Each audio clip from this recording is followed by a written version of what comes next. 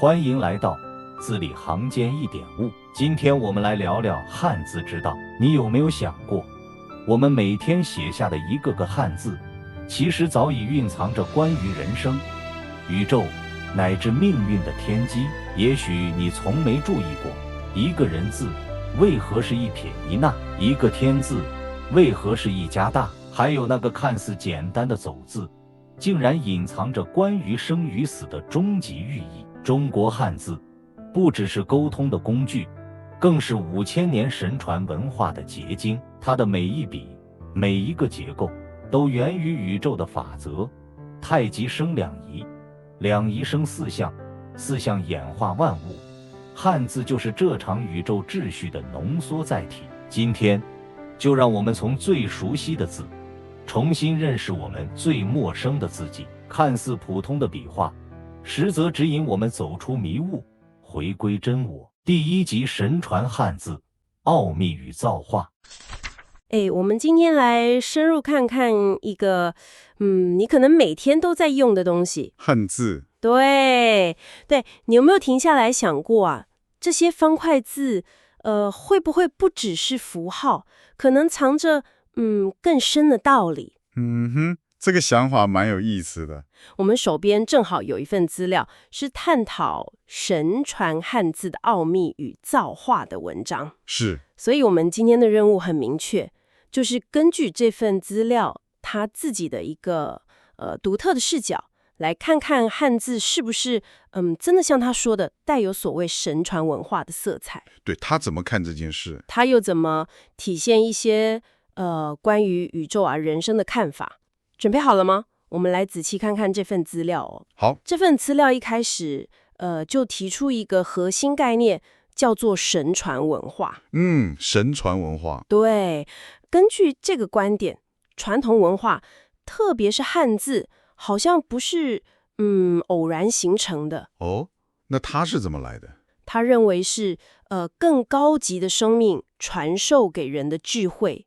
目的是希望帮助人们就是维持对宇宙、对生命的一种正确认识。了解，一个比较带有精神性的起源。是，而在这个框架下呢，汉字就扮演了很关键的角色。它要承载和传递所谓的道的内涵。道，对，甚至他还说，在某些历史的关键时刻，汉字还能起到启示的作用。这个是这份资料思考的一个出发点。确实，这个观点本身就蛮特别的。那为了说明汉字的起源，这份资料我看到他引用了道家的太极原理。太极原理怎么说？他认为那个最根本的道，也就是所谓的无极，衍生出了宇宙万物，也就是太极。然后文中一个相当引人注目的说法是，最能代表这个根本的道的汉字，竟然只是一个点。一个点？对，多，它的读音跟主一样。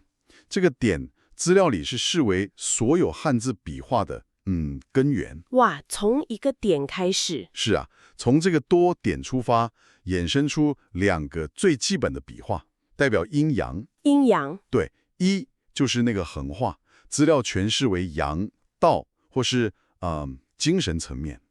还有这个竖画，读音是滚，它就代表阴层次或是物质层面。一横一竖。对，这2个基本笔画一结合，不就成了十字吗？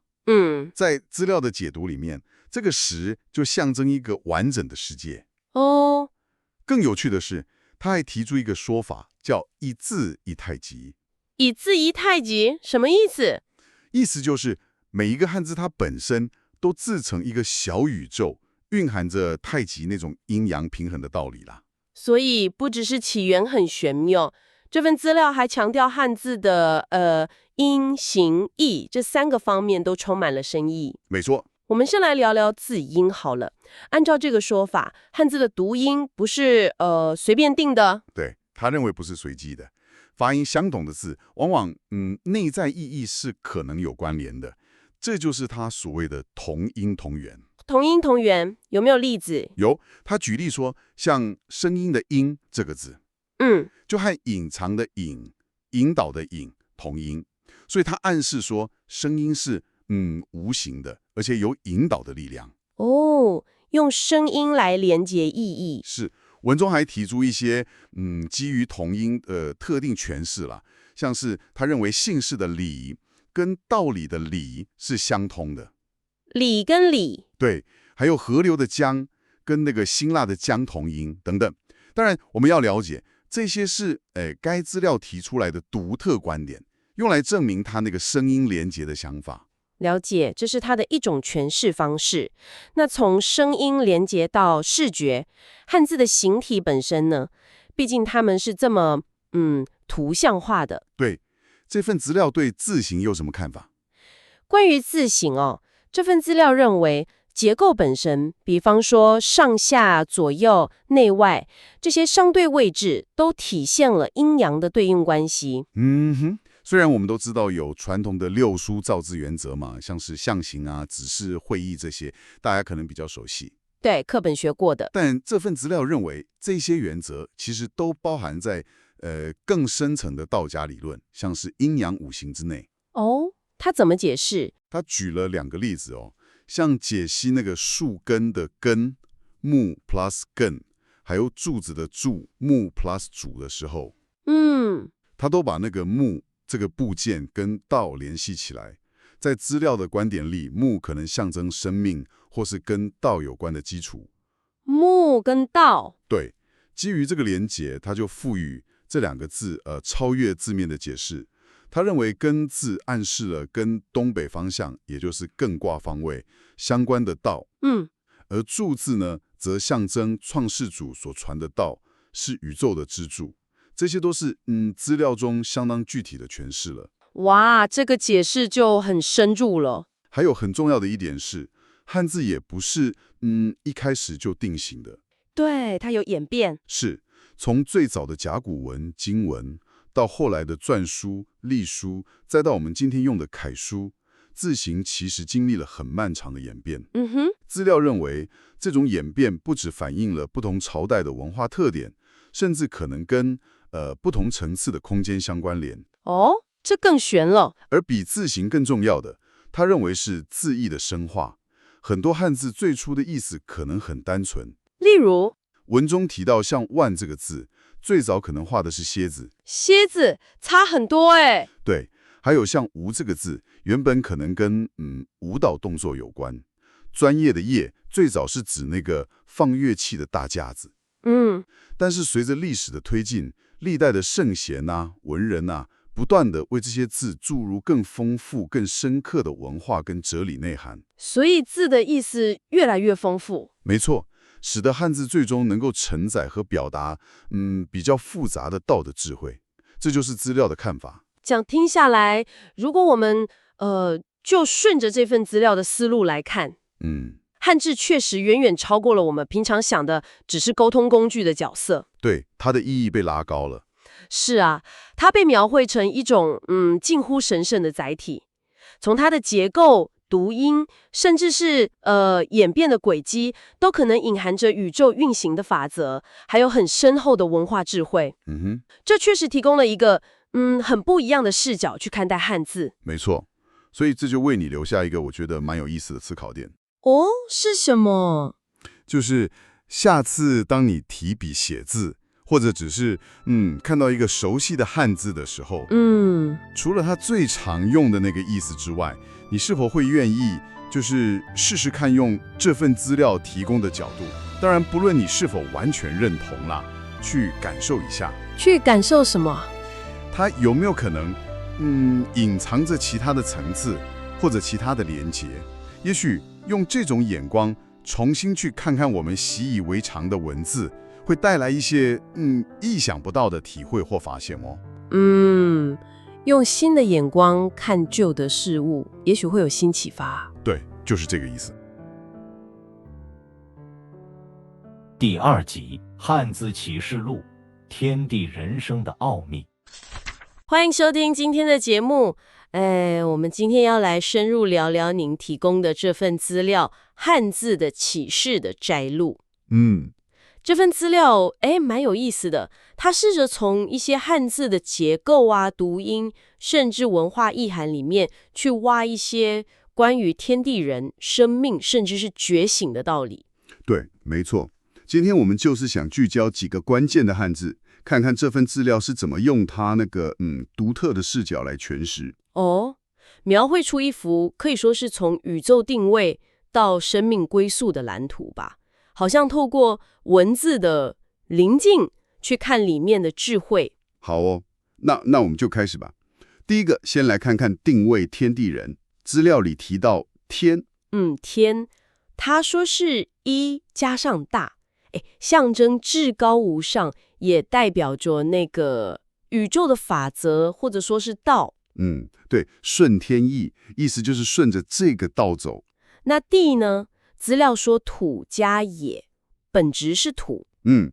但它有个更有趣的说法，就是说，如果从比较高的层次来看，世间万物，包括我们呼吸的空气，甚至我们的身体，本质上都可以算是土。好，万物皆土。对，所以他说，人来到这个地上，就有点像是被埋在土里，被埋起来。对，好像处在一种迷失的状态。哇，这个切入点真的很不一样。那人呢？就是那一撇一捺。资料说象征阴阳、精神跟物质。是的，而且这份资料很强调同音字的连接，他觉得读音像可能意思上也有关联。比如说像人跟那个代表水的人读音一样。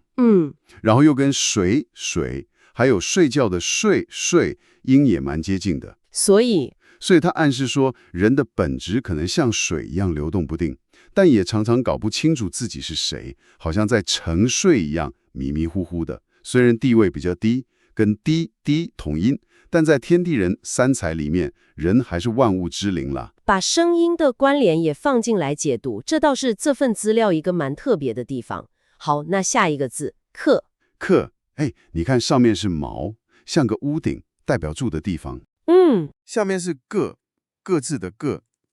资料的解释是，我们其实都只是暂时住在这个世界的客人。对，我们真正的自己，资料叫它元神，可能是一种超越这个肉体的本源，不是这个世界所谓的五行构成的。所以来这里只是短暂做客。所以要懂得客随主便，顺其自然，有点像道家说的无为。把人生看作一场客居，要顺应自然。这个想法确实会让人重新思考一下我们跟世界的关系。好，理解了定位，资料接着好像要从汉字里看生、死还有觉醒。他怎么说死这个字？死，资料把它拆开看，左边是殆，就是那个残骨啊，不好的意思。右边是彼，他看作是反写的人。反写的人。对，合起来不只是说身体坏了，骨肉分离，它更深的寓意是死亡的根源，搞不好是来自生命中的恶。所以资料才说要弃恶从善，才能了脱生死。哇，那这个对比很有意思，醒跟醉。对，醒和醉两个字旁边都有那个有，跟酒有关。关键在右边不同。没错，醒的右边是星，星星的星，里面有日有生。而醉的右边是卒，士兵的卒，也有结束死亡的意思。所以资料想表达的是，它的寓意就是醒过来才能看见太阳，获得新生，一直沉醉下去就可能走向终结死亡了。而且他还提到同音字。对啊，醒跟行动的行，幸运的幸，兴盛的兴，读音都一样或很像，但罪呢，就跟犯罪的罪同音。这个资料觉得都可以加深那个警示意味。这个连结蛮强的。再来走这个字，下面是土，下面一个止，这个组合资料也有特别的说法。有，它也是从一个比较高的层次来看，说生命来到这个世界，就像是停在土的下面，止于土下。甚至连到那个出生入死的说法，好像我们一出生就踏进了这个像死亡一样的凡尘俗世，我们在地上跑来跑去，忙忙碌碌，但在更高层次的生命看来，搞不好根本是静止不动的。哇，所以要真的解脱，就需要实际行动起来，要超越这个土所代表的空间限制。止于土下，听起来是有点沉重，但也让人思考，我们平常说的前进，到底算不算真的前进？那既然人生可能有迷茫啊、困境啊，文字里有没有指引出路？像是"困"这个字，困，你看，就是一个框框口里面一个木，树木本来要生长，结果被框住了，那当然就是困境嘛。很直观。对，资料就引用易传说的"穷则变，变则通"，意思是关键在于要转变想法，不要被固有的观念困住，这样才能找到出路。那情感方面呢？情，左边心，右边清，清里面有主有月，月常代表肉体。资料怎么看这个情？资料解释说，情主要是对这个肉身月的执着和欲望，由心主所主导。他觉得这是人的一种阴气，就是有所欲求的表现。哦，但有趣的是，情跟清净的清、轻快的轻、庆贺的庆读音很像。对耶。所以它暗示，如果你能清除掉这些情感上的执着，心里才能感到轻松。这就是一个值得庆贺的转变。所以处理情的关键在清掉执着，才能得到轻松。哇，这个连结很有启发。那跟执着可能相关的罪呢？罪上面是视网，就是那个网的变形，但资料把它解读成跟数字4同音。4，对，然后他又说4跟自私的私同音，下面是非不对的意思，所以因为自私而做了不对的事情，那就是罪。那惩罚的惩呢？惩是征服的征，加上心。资料说，惩罚的目的不是处罚本身，而是要征服、导正那颗错误的自私的心。了解。那经历了这一切，最终的方向呢？反这个字好像给了答案。是啊，反，你看是走步，表示走动、移动，旁边加个反。回去的意思。对，回归。但按照资料的逻辑，重点在那个反。反？就是要返回先天的本来的家园，你就需要反过来做，要逆反那些后天形成的人心啊、观念啊、欲望啊。有句话说"顺则反，逆则先"，强调的就是这个反着来的道理。听起来这份资料透过拆解这些汉字，真的是描绘了一幅很深刻的人生图景。就是说，我们好像是客人，住在宇宙底层，被这个城市土困住，常常迷迷糊糊的睡遇到很多挑战困。对。而问题的根源好像是指向我们内心的不好的念头跟自私死罪。是，但它不是只讲问题，它没有导向绝望，它同时也指出了好像有一条路可以走。就是透过内心的觉醒性，看清楚事情的真相，然后要有勇气去转变观念放下对这个短暂肉身的过度执着情，并且要反过来去抵抗那些让我们往下沉沦的人心和欲望。这样做或许就有机会真的走出这个困境，最后能够返回我们生命的本源。这整个解读体系确实提供了一个非常不同的思考方向。那最后留给听众朋友们思考的是，这份资料一直提到反者道之动，还有顺则反，逆则先。这个反或者说逆，在您的日常生活中可能意味着什么样的转变，或者说是什么样的行动呢？这或许是个值得我们继续探索的问题。第3集，汉字中的道与生命。欢迎收听。今天我们来深入聊一下 A， 就是我们每天可能都在用的汉字。但是从一份谈传统文化跟生命的资料来看，哇，这些字背后好像很有学问。是啊，这份资料的看法蛮有意思的。他觉得汉字不单单是符号，更像是古人他们怎么看这个世界的一个缩影。资料里面有引用一句话，就是形而上者谓之道，形而下者谓之气。他认为文字就能体现这种比较抽象的宇宙法则，就是所谓的道，还有它跟我们生命状态的关系。好，那我们今天就来深入看看这份资料是怎么说的。我们先从最核心的这个道字开始好了。好，它字面上当然是道路嘛，不过资料说它指的是宇宙的根本法则。对，没错。而且从结构来看，资料的那个诠释，我觉得蛮有意思的。怎么说？他把道拆成手跟招，这个手啊，它不只解释成头，甚至延伸成众生本源的那个王的状态。哦，王的状态。对，然后招呢，就是行走嘛，还有回归的意思。所以这份资料就认为，道这个字本身，它就描绘了一条路，一条路，一条回归生命本源，也就是他们说的归真的路。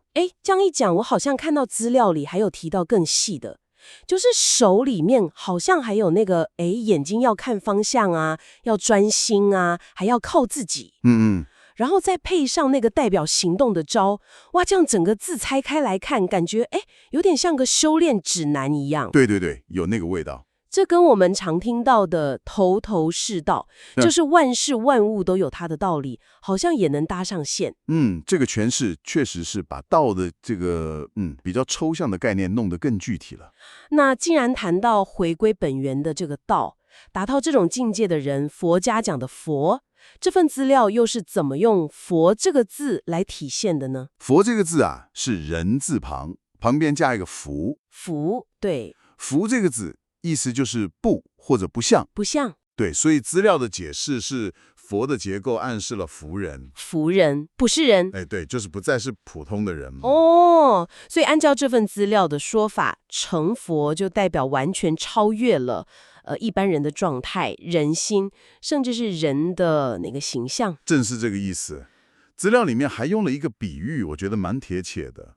他说就像修炼有成的动物，就算它境界再高，可是如果外形看起来还是个动物，那就不能叫做人。了解。所以这就强调了觉悟，它是一种本质上的转变。本质上的转变。好，了解。那从光明的佛，我们来看看另一个面向。资料里对鬼这个字，它又是怎么拆解的？鬼字资料把它拆成3个部分：福、人还有司。福、人、司。对，福呢，他认为就像鬼的那个头的形象。是有点像。然后司这个字跟私自私的私是相同的。私心。对，所以这个字的结构在这份资料看起来，它似乎是在暗示说，如果一个人的外在行为或样貌就是那个福的样子，再加上内心有很强的私心，就是私，那可能就符合了鬼的特征，未来比较可能走向那条路。哇，资料里面甚至还连接到一些现代的现象，像是说某些发型如果像那个福，然后又加上自私的心态，就认为可能是不太好的预兆。这个观点蛮特别的。是啊，很显然是这份资料他自己独特的看法啦。不过听起来关键似乎就在于那个私心。是的，这个诠释方式就显示了文字结构是怎么样被用来解读行为，还有它可能导向的结果。这里就变得更有意思了。接下来这个完字，完是玉字旁加上一个圆。这个圆跟刚刚我们讲道的时候提到的那个本源好像有点关系哦。资料认为有关系，他觉得玉可以理解成是玩的对象嘛，也带点珍贵的感觉。那原呢，就是指原始的先天的状态。所以资料就推论说，玩的本意可能是源自于生命一开始那种很自在、很幸福的状态，就是那个缘。玩乐是人的天性。所以玩是天性，但资料好像也提醒了，在凡尘俗世里面，就像他比喻说，像被压在五行山下的孙悟空，想玩很容易就变成放纵情欲，反而会得不偿失。对，乐极生悲。而且资料还提到完跟完蛋的完，同音，这个谐音有时候听了真的会让人心头一惊呢。确实是，所以资料认为那种真正永恒的乐趣，也就是玩的最高境界，是需要透过修道归真，回到像王那样的本源状态才能得到的。回到本源。这也刚好可以连到我们最后要谈的这个字性。性，本性，左边是心部，心代表精神层面，对，右边是生，生命与生俱来。所以这个就很直白了，资料解释性就是与生俱来的精神特征，也就是我们的本性。他还引用了天命之谓性，指出我们最初的那个本性，所谓的真性、天性是源自于大道的，所以才有人之初性本善的说法。对，是这个意思。那后天的私心啊、欲望啊，就会把它蒙蔽住。所以去除私心，找回本性，在这份资料的观点里面，就是一个悟道的过程。没错。不过这里也要厘清一下，这边讲的性指的是本质，跟我们后来讲的那个性别是两回事哦。对，这个要分清楚。这个理解方式确实凸显了内在修养、回归本源在传统文化观变里的重要性。好，那么今天我们透过这份资料啊，从道、佛、鬼、玩、性这几个字看下来，真的感觉汉字不只是记录语言呢，它还能被解读成一个小型的哲学体系，里面蕴含了关于宇宙啦、生命境界啦，还有人性的观点。当然，这只是其中一种诠释角度啦。是啊，没错，这些诠释是反映了传统文化里某一种观察世界跟生命的方式，而且说不定每个汉字都还有更多层次的意义等着我们去发掘、去体会呢。资料最后也鼓励大家说，只要用心参悟，每个人也都会有自己的独特认识。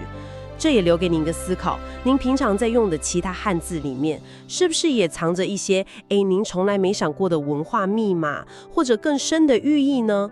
不妨下次写字或看到字的时候，留意看看哦。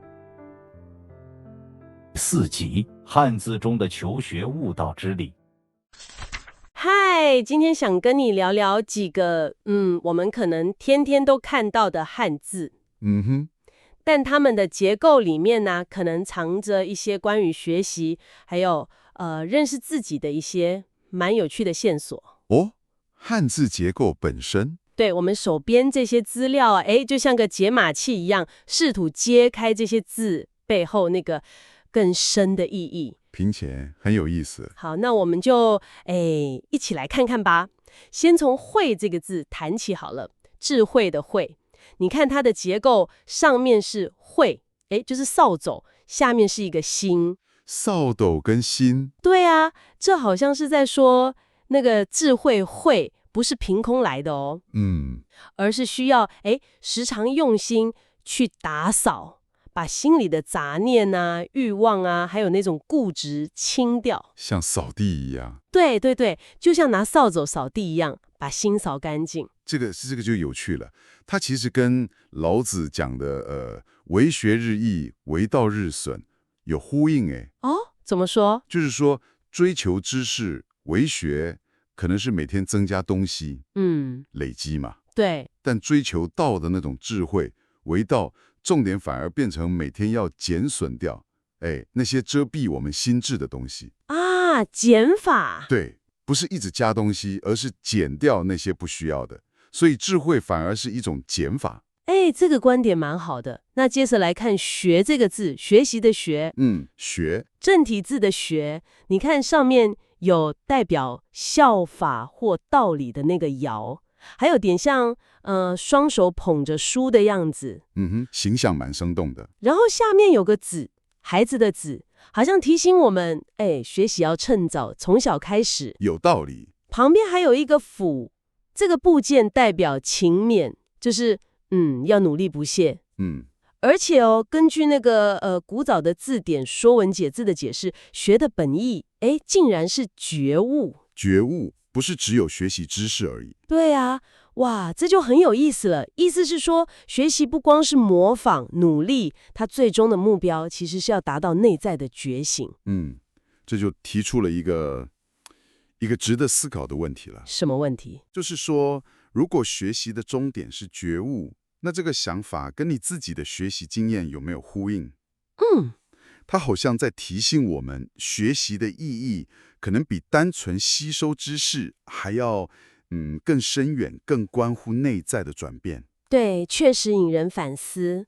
好，再来看看悟，领悟的悟。悟，左边是竖心旁，心指心，右边是无，就是我自己的意思。心跟无，这个结构就蛮直接的了。真正的领悟觉醒，这个悟啊，关键好像就是要回到自己身上，向内看。对，向内关照自己的心。资料有提到，遇到问题的时候，懂得悟的人会先反省自己。这可能就是所谓境随心转的体现吧。对，如果我们把这个放到一个更大的框架来看，它其实点出了自我反思是核心。很多时候我们觉得卡关，根源可能在我们自己内心。是吗？对啊，你调整了看事情的心态或角度，外在的状况，可能就跟着改变了。等于是说，这让我们有机会拿回主导权。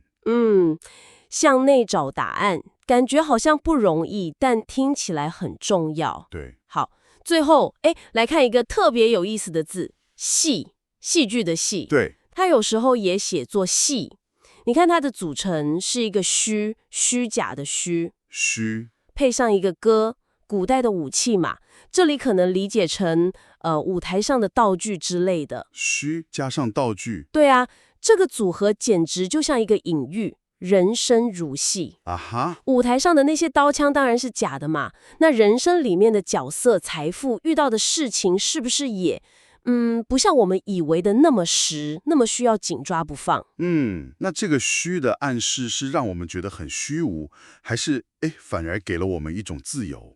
自由？对啊，它或许是鼓励我们用一种更超然的态度去看待世间的这些纷纷扰扰，得到失去，好像有点道理。如果人生终究像一出戏，那或许就不用为了那些终将落幕的剧情，还有那些带不走的道具而过于烦恼，或者说太执着了，对不对？哇，这样一解读，真的很有启发。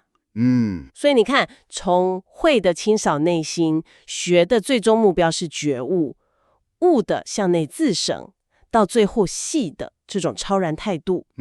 这些关于智慧、学习、自我认识，甚至人生观的蛮深刻的想法，就藏在我们天天用的文字里面。的确是，这些对汉字的诠释，其实也提醒了我们，语言文字不只是沟通工具而已。它本身就可能蕴藏着应对生活跟学习的那种古老的智慧在里面。对，这也留下一个蛮有趣的问题，让你回去思考一下。是什么？就是你每天在用的其他那么多汉字里面，是不是也可能隐藏着类似的还没被发现的那些洞见在等着你呢？这真的值得好好想想。好，那今天谢谢你跟我们一起进行这次的探索。第5集汉字识人伦，处世之道。欢迎收听，今天我们要来深入探讨一份叫做解析汉字认识人伦天道。来看看几个我们很熟悉的传统汉字里面，根据这份资料的说法了，藏了哪些关于做人处事的道理。对，这份资料的看法蛮特别的。他认为汉字的结构本身就体现了对人言行的一种期待。是。那我们的任務就是帮你梳理一下他的观点，看他怎么透过猜字来讲这个人伦天道。好啊。好，那我们直接来看第一个字，儒，儒家的儒。资料的拆解很有意思。左边是单人旁，人。对，右边是需要的需。是的，他的解读就是人活着的基本需要不只是吃穿呢，更包含了道德修养，就是我们常听到的仁爱、正义、规矩、智慧、信用这5常。这份资料认为这5种品德像是仁爱、正义、规矩、智慧、信用，是做人的根本，甚至说是上天设定的标准。对，资料是这样讲的。他也顺便感叹一下，说现在社会好像有点偏离了这些标准。了解。从个人的儒，我们来看人跟人互动的礼，礼貌的礼。好，繁体的礼，左边是示，表示展示，对，有祭祀的意思在里面。右边那个捧字，上面像玉串，下面是斗，古代那个装东西的器皿。嗯，资料怎么看这个结构啊？资料的解释就像你说的，好像是手捧着珍贵的祭品那个豆，对，然后弯着腰，很恭敬地展示给神明或是给别人看这个事，这就是礼的本意。不只是外表礼貌而已。不止，资料把它拉得更高，连接到《礼记》讲的天地之序，哦，宇宙四序。对，认为礼是维持宇宙跟社会秩序的基础。比方说，要有长幼有序、男女有别这些。他甚至还连接到《周易》里面的礼卦，那个象征火太阳文明的。哇，所以礼在资料看来是文明社会的基石。可以这么说。那教育呢？资料也拆了教跟育这两个字。有，教繁体字教，左边是孝的上半部，再加个子。对，右边那个官，看起来像是一只手拿着棍子，有督促的感觉。是督促晚辈学习。